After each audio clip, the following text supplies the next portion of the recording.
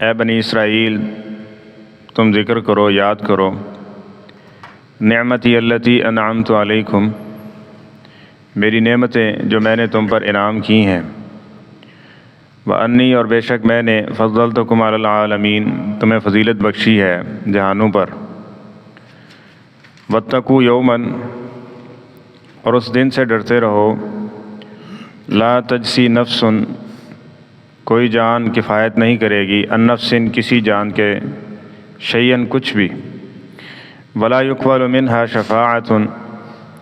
اور نہ ہی وہاں کسی کی سفارش قبول کی جائے گی، ولا یؤخذ منہا عدل، اور نہ ہی وہاں معاوضہ لیا جائے گا، ولا ہم ینصرون، اور نہ ہی وہ کچھ مدد کیے جائیں گے۔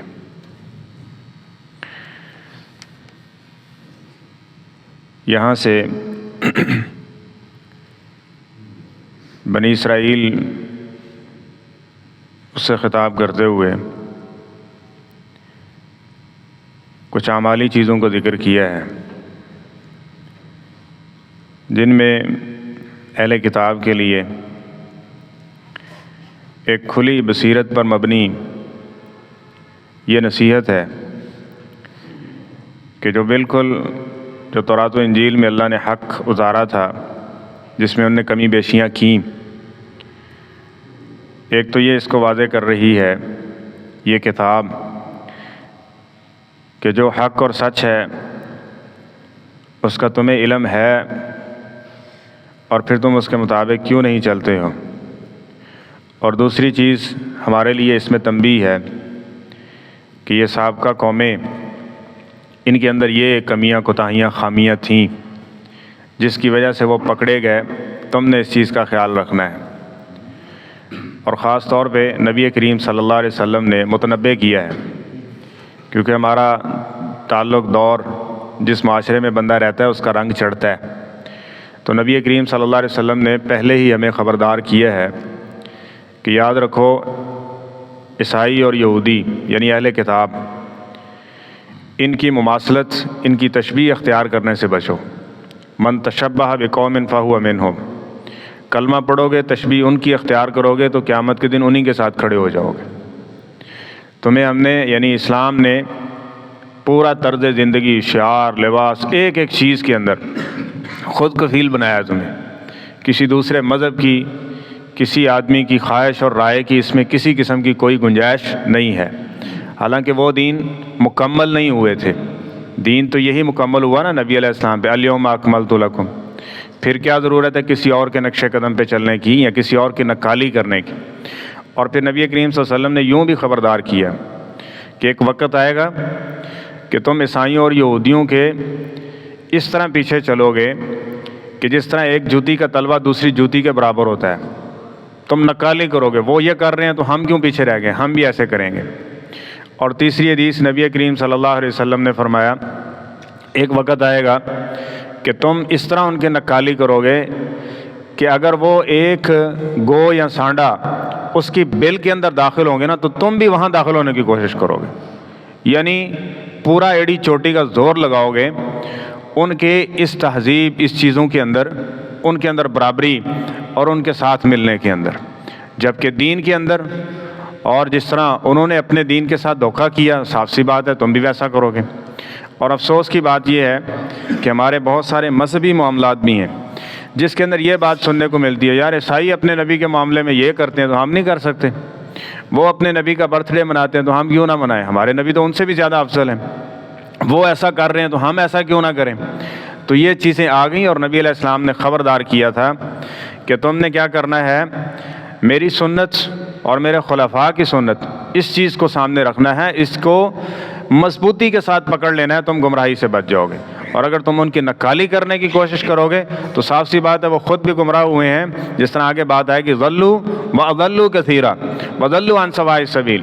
خود گمراہ ہوئے، بہت ساروں کو گمراہ کیا اور خود بھی راہ راست سے بھٹک گئے۔ اب یہ کتاب ان کے لیے بھی پیغام ہے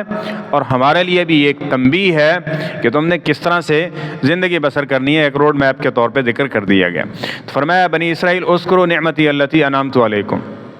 کہ تم کیا کرو، میرے احسانات کو یاد کرو۔ سابقہ آیات میں بھی یہ بات ہوئی تھی اور یہ آگے کثرت کے ساتھ چلتی رہے گی یہ بات کہ میرے احسانات کو یاد کرو۔ کس موقع پہ ہم نے تمہارا یہ کیا، ہر موقع پہ ہم نے تمہیں نعمت اور نازو،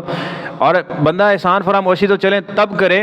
جب اپنے محسن کے بغیر بندے کا گزارا ہو سکتا ہو، اور اللہ ایک ایسا محسن ہے کہ ایک پل بھی ہم اس کے احسان کے بغیر زندہ نہیں رہ سکتے۔ ہم نہیں ہر موقع پہ اس کا احسان ہے۔ کوئی موقع اور کوئی سانس ایسی نہیں ہے جس پہ اس کا فضل اور اس کی رحمت اور اس کا احسان نہ ہو، چاہے اس کو نہ ماننے والا ہی کیوں نہیں، اس پر بھی اس کا فضل ہے۔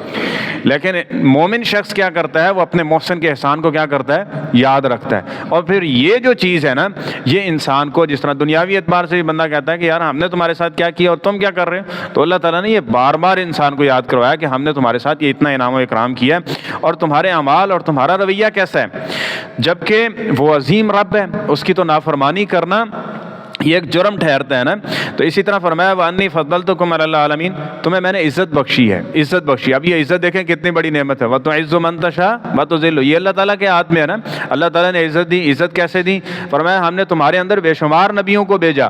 اور اس کے ساتھ تمہیں بادشاہت عطا کی، اور تمہیں وَفَضَّلْتُكُمْ عَلَى الْعَالَمِينَ، اس موجودہ وقت میں جتنے بھی لوگ تھے ان سب پہ تمہیں فضیلت دی، سب پہ فضیلت دی کہ تم سب سے بہترین اس وقت سمجھے جاتے تھے۔ اور جب تم نے کیا کیا، اس کتاب اللہ کو چھوڑ دیا، یعنی تورات و انجیل کو چھوڑ دیا، اس کے احکامات کو چھوڑ دیا، پھر کونوا قردۃ خاسئین، آگے ہم بات پڑھیں گے کہ پھر ان کو بندر اور خنزیر تک بنا دیا گیا۔ وجہ کیا بنی کہ جب یہ کتاب اللہ سے، اللہ کی وحی کے ساتھ اور پیغمبروں کے اطاعت و فرمانبرداری کرے رہے، ان سے جڑے رہے، تب تک یہ بہترین تھے، اور جیسے ہی اس کو چھوڑا، اس سے پیچھے ہٹے، وہ بدترین بن گئے۔ تو ہمارے لیے بھی یہی پیغام ہے کہ اگر ہم آخری نبی اور یہ مانتے ہیں کہ ہمارے نبی صلی اللہ علیہ وسلم سارے انبیاء کے سردار ہیں اور یہ کتاب بہترین کتاب ہے اور اس کے اندر کسی قسم کے شک و شبہ، اور جس طرح سابقہ کتاب میں رد و بدل ہو گیا، اس میں وہ بھی ہو نہیں سکتا، یہ اتنی یقینی کتاب ہے، اس کے باوجود بھی اس کو چھوڑیں گے، اس کو نہیں مانیں گے، تو پھر یاد رکھیں کبھی عزت نہیں مل سکتی ہے، اور دنیاوی اعتبار سے بھی یہ ساری چیزیں۔ اور اسی طرح اگلی چیز یہ فرمائی کہ وَاتَّقُوا يَوْمًا، کہ تم اس دن سے ڈرو، لا تجزی نفس عن نفس شیئا، جس دن کوئی جان کسی دوسرے کو کام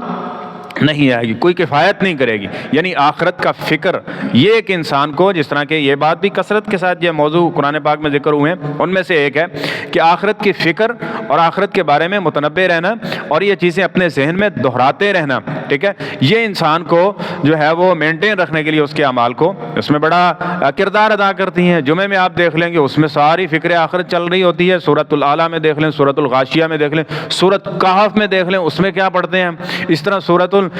کیا نام ہے، صبح سنتے ہیں ہم سورہ سجدہ سنتے ہیں، سورۃ دہر سنتے ہیں، اس میں آخرت کے حوالے سے یہ ساری چیزیں، یعنی یہ تنبیہ اور متنبہ کیا جا رہا ہے بار بار ان سے انسان کو۔ تو فرمایا آخرت کی فکر کرو، صرف یہی نہیں کہ اس دنیا کے پتر بن کے جیو، بلکہ آخرت کے حوالے سے بھی تمہاری یہ سوچ و فکر ذہن میں ہونی چاہیے۔ اور اسی طرح آخرت کے حوالے سے یہ ہو کہ ولا یقبل منہا شفاعہ، وہاں کسی کی سفارش قبول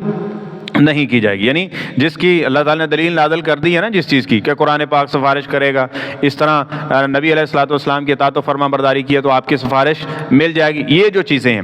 اس کے علاوہ جو بنا دی ہیں کہ ہم نے فلاں کے ہاتھ پہ بیعت کر لی تو بس ہم بخشے ہیں، جس طرح کہ عیسائیوں اور یہودیوں کا بھی نظریہ تھا، وہ کہتے ہیں ہم عزیر اللہ کے بیٹے ہیں تو ہم ان کو ماننے والے ہیں، تو ان کی نسل سے ہیں، آگے ان کے بیوی بچے یہ سارا خاندان ہی ہے نا، تو ہم ان کے خاندان میں سے ہیں تو ہم بخشوائے ہیں، ٹھیک ہے۔ اس طرح عیسیٰ علیہ الصلوۃ والسلام کے متعلق انہوں نے کہا کہ عیسیٰ علیہ الصلوۃ والسلام معاذ اللہ وہ جو ہیں وہ اللہ کے بیٹے ہیں، اور سیدہ مریم علیہ السلام نعوذ باللہ وہ اللہ کی بیوی ہیں، تو لہذا ہم ان کے خاندان میں سے ہیں تو ہم بخشوائے ہیں۔ تو فرمایا کہ لا تجزی نفس عن نفس شیئا ولا یقبل منہا شفاعہ، نہ تو کوئی جان کسی دوسرے کو فائدہ دے سکتی ہے اور نہ ہی کسی کی سفارش انلیگلی سمجھ لے اس کو کام آئے گی کہ ایک شخص اللہ کے اعتبار سے یعنی اللہ کا نافرمان ہے، شرک کر رہا ہے اور اس کے لیے کوئی سفارش کرے، کوئی اللہ کا ولی کھڑا ہو کے اس کو بخشوائے، یا یہ ہے کہ کوئی نبی اس کے حق میں سفارش کرے، یہ کیسے ہو سکتا ہے؟ جبکہ نبی کریم صلی اللہ علیہ وسلم کی وہ حدیث آپ نے جانتے ہیں نا کہ قیامت کے دن کچھ لوگ آئیں گے جن کے ظاہری حلیے سے یہ لگے گا کہ یہ مسلمان ہے اور مومن ہے، اور جب وہ قریب آئیں گے تو ان کے درمیان دیوار حائل کر دی جائے گی۔ تو نبی کریم صلی اللہ علیہ وسلم برجستہ اللہ کے سامنے یہ درخواست عرض کریں گے، اللہ کے رسول ہذہ امتی ہؤلاء امتی، یہ تو میری امتی ہیں، تو ان کو مجھ سے دور کیوں کر دیا گیا؟ تو اللہ تعالیٰ فرمائیں گے یہ آپ کے امتی ہیں، لیکن آپ نہیں جانتے کہ ما احدثوا بعدک، جب آپ اس دنیا سے چلے گئے تھے تو آپ کے دین کے اندر ان نے کیا کچھ اضافے کر دیے تھے، کیا کمیاں بیشیاں کی تھی، کیا بدعات انہوں نے ایجاد کر دی تھی۔ تو ظاہری حلیے اگرچہ ان کے مسلمانوں والے لگتے ہیں، لیکن انہوں نے آپ کے وہ دین جو آپ دے کے گئے تھے اس پہ اکتفا نہیں کیا تھا، بدعات و خرافات میں پڑ گئے۔ تو نبی کریم صلی اللہ علیہ وسلم کیا فرمائیں گے؟ سحقن سحقن لمن غیر بعدی، ایسے بدبخت کو مجھ سے دور لے جاؤ جس نے میرے دین کو میرے بعد بدل دیا تھا۔ تو یہ دیکھیں، یعنی اگر اس چیز کی نافرمانی اور بغاوت کریں گے تو پھر سمجھے کہ انبیاء سفارش کریں گے، ٹھیک ہے، ہم جو ہے وہ ان کا ایک دن جشن منا لیں گے اور یہ کر لیں گے تو ساڑھی سفارش پکی، سارے سال دے گناہ معاف۔ پتہ نہیں یہ کون بدبخت ہے یہ جو ساری چیزیں بتا رہا ہے، جس کا ابوبکر کو علم نہیں ہے رضی اللہ عنہ، عمر رضی اللہ عنہ اور پیغمبر کے صحابہ آپ کے اہل بیت ان کو اس چیز کا علم نہیں ہے۔ تو 14ویں صدی کے مولوی کو پتہ لگ گیا کہ آپ یہ کام کریں گے تو آپ کی ساری بخشش ہو جائے گی، تو آپ کو سفارش بھی مل جائے گی، یہ ہوگا وہ ہوگا۔ تو اللہ تعالیٰ یہ فرما رہے ہیں، یہ پورے اصول ذکر کر دیں گے، اس کے مطابق کہیں گے تو ٹھیک ہے، اگر اس کے مطابق نہیں ہے، چاہے پیغمبر کا باپ بیٹا بیوی ہی کیوں نہ، اس کا خاندان ہی کیوں نہ ہونا، تو ان کے لیے بھی یہی اصول رکھا گیا، اور نبی کریم صلی اللہ علیہ وسلم نے بھی یہی اپنی بیٹی اپنے خاندان کو اکٹھے کر کے یہی فرمایا۔ اور اس طرح فرمایا ولا یؤخذ منها عدل، وہاں معاوضہ بھی نہیں لیا جائے گا، جس طرح دنیا میں ہے نا کوئی تاوان چٹی دے کے پیسہ دے کے چھوٹ گئے، اپنے حق میں فیصلہ لے لیا، تو شاید قیامت کے دن بھی ایسا ہو جائے گا، جس طرح مشرکین مکہ نے بھی یہ کہا تھا، اور عیسائی اور یہودی ان کو بھی مال کا یہ گھمانڈ تھا کہ جس اللہ نے سانو ہمیں یہاں دے رکھا ہے تو آخرت میں بھی دے گا، ہم اللہ کے محبوب ہیں نا، تسی اللہ دے محبوب کیسے ہو کہ اللہ نے تمہیں دنیا میں بھی دیا تو آخرت میں کیا دے گا تمہیں؟ تو ہمیں اس نے دے رکھا ہے نا، بیٹے بھی دیے، اولاد بھی دی، مال و دولت بھی دیا، باغات بھی دیے، تو آخرت میں بھی ہمیں دے گا۔ تو فرمایا کہ وہاں ایسی ویسی چیز نہیں ہے، وہاں تو نبی کریم صلی اللہ علیہ وسلم نے فرمایا ایک آدمی جس نے کسی کا حصہ کھایا، ایک بلش زمین پر کسی کے قبضہ کیا ہے نا، تو قیامت کے دن یہ ہوگا 7 زمینیں نیچے تک کھود کے اس کے گلے میں ڈال دی جائیں گی۔ کسی نے کسی کے ساتھ کوئی خیانت کی ہے، کسی نے کسی کی بکری اور اونٹ یا اس طرح کی کوئی حدیث میں مثالیں ہیں، یہ چوری کی ہے، ہتھیائی ہے، تو وہ کندھوں پہ لے کے پھر رہا ہوگا کہ یہ مجھ سے لے لو، اور وہ کہے گا کہ آج مجھے اس چیز کی ضرورت نہیں ہے، آج جو میں لوں گا وہ اللہ تعالیٰ مجھے لے کے دے گا، وہ کیا ہوگا؟ اس کے نیک اعمال ہوں گے، تو وہاں کوئی فدیہ نہیں دیا جائے گا۔ آگے ہم بات پڑھیں گے، قرآن پاک میں بھی یہ چیز لکھی ہوئی ہے کہ اگر زمین و آسمان یہ سارا سونے چاندی سے بھر دیا جائے، بندے کی خواہش ہوگی یہ سارا مجھ سے لے لو اور مجھے آج نجات دے دو اس آگ سے، لیکن فرمایا کہ ہم فدیہ قبول نہیں کریں گے۔ یہ عمل کے ساتھ ہی انسان کی چھوٹ ہونی ہے۔ اور اس طرح فرمایا ولا ہم ینصرون، اگلی چیز کیا؟ یہ ہمارے مددگار ہیں جی، ہمارے مرشد، ہمارا جن کے ساتھ تعلق ہے وہ بہت پہنچے ہوئے ہیں جی، وہ یہ کر دیں گے، وہ ایسے کر دیں گے، وہ ویسے کر دیں گے۔ اس طرح کی کہانیاں سٹوریاں بھی سنائی جاتی ہیں، ان کا دھوبی گیا جی، انہوں نے جناب قبر میں آ کے یہ کر دیا، انہوں نے ملک الموت کے ساتھ یہ کر دیا، فلاں کے ساتھ یہ کر دیا، ایسے ہو گیا ویسے، یہ ساری سٹوریاں قرآن پاک کے خلاف پھر سنائی جاتی ہیں جو قرآن پاک نے ایک نظریہ دیا ہے۔ تو اللہ تعالیٰ فرماتے ہیں ولا ہم ینصرون، وہاں کوئی کس کی کیا مدد کر پائے گا، حتیٰ کہ 3 مواقع ایسے ذکر کیے کہ نبی کریم صلی اللہ علیہ وسلم نے فرمایا کوئی کسی کی مدد نہیں کرے گا جب اعمال دیے جا رہے ہیں، اور اسی طرح جب ترازو ہے، اور اس طرح پل صراط ہے، کوئی کسی کی فکر نہیں کرے گا، کوئی کسی کی فکر کرنے والا نہیں ہوگا، ہر کسی نے اپنے اعمال کو دیکھ کے جانا ہے۔ تو یہ دنیا میں ہے، یہ گائیڈ بک دے دی ہے، اس کے مطابق اپنے آپ کو ٹھیک کرنے کی کوشش کریں۔ ایسے ہی وہ طفل تسلیوں کے اندر یا خام خیالیوں کے اندر نہ رہیں، خوش فہمیوں کے اندر نہ رہیں کہ فلاں مجھے بخشوا لے گا، یہ ایسے کر دے گا، وہ ایسے کر دے گا۔ وہ ایک حدیث اپنے ذہن میں رکھ لیں، یہ ذہن کھولنے کے لیے تو یہی کافی ہے۔ جب انبیاء یہ کہہ رہے ہوں گے کہ رب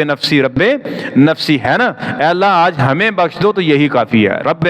نفسی کا یہی پکارا ہوگا۔ تو وہاں کون کیا اور یہ کر دیں گے، وہ کر دیں گے، ایسے کر دیں گے، معاذ اللہ، استغفر اللہ۔ جہالت کی انتہا تو یہاں تک پہنچ چکی، جو اس رستے کے اوپر چلے انہوں نے کہا اللہ کی کرسی پہ فلاں بیٹھ جائے گا، اللہ کی کرسی پہ فلاں بیٹھ جائے گا، تو پھر ساڈے حق وچ فیصلہ ہونا اور کدے حق وچ فیصلہ ہونا ہے۔ تو یہاں تک لوگوں نے پہنچا دی۔ وجہ کیا ہے؟ اس کتاب سے دوری ہے، اس کتاب کو پڑھا سیکھا نہیں ہے، جس کی وجہ سے آج وہ اس حد تک گمراہ ہو چکے ہیں کہ بالکل 90 ڈگری خلاف اور الٹ کھڑے ہوئے ہیں، قرآن و حدیث کے سمجھ رہے ہیں کہ ہم نے ہی جنت میں جانا ہے، اور جو اس کے مطابق چلتا ہے اس کو سمجھتے ہیں کہ یہ شاید دوزخ میں جا رہا ہے۔ تو اس لیے آئیں، اس کو کھولیں، اس کو پڑھیں، یہ بڑی واضح و نصیحت، اور یہی اصل ہماری خیر خواہی ہے۔ تو اللہ تعالی ہمیں ہر اس عمل سے بچنے کی توفیق دے جو قیامت میں یا دنیا میں